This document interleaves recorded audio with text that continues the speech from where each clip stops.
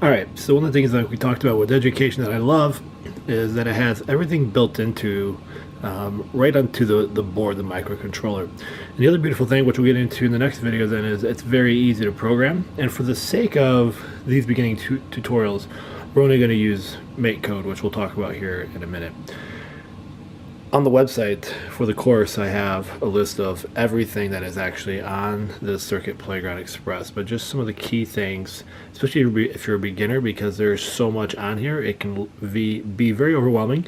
If you haven't done much with electronics, you're probably like, I have no idea what I'm looking at. So this part here is where you would plug in your battery pack if you wanted to make it portable.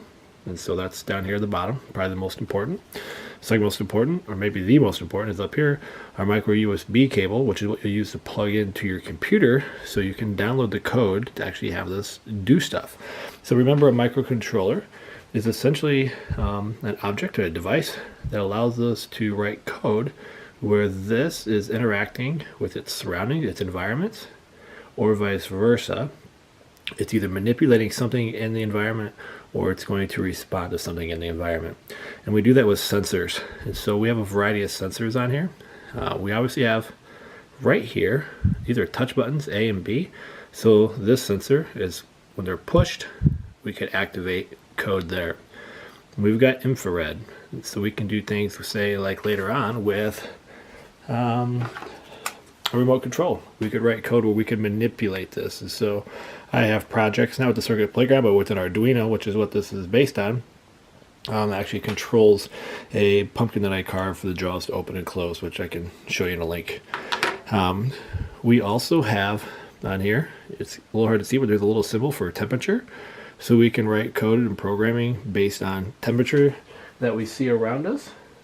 There is motion in here as well. So we've got a motion sensor, so we can detect when this thing moves. We can have it write different code depending if it's being tilted or moved.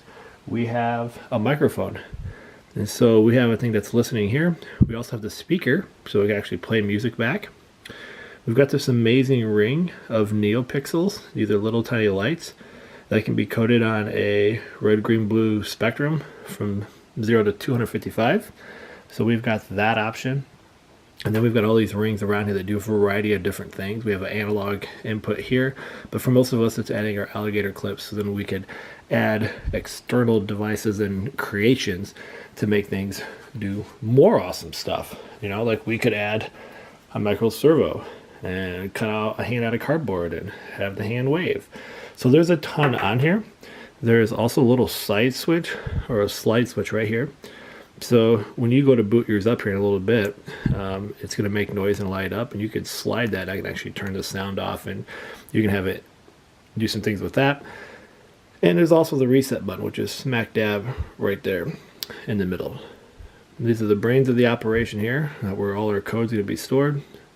And then on the back, this allows us to write our name. There's not a whole lot on there, so to speak, but we can get some options. We can carve and insert this and do some variety of things. So that's probably a lot to take in if this is your first rodeo with these. So let's jump in, let's get it connected, and let's do our first code so you can kind of get a sense for how easy it is, how exciting it can be, and what we can do with it.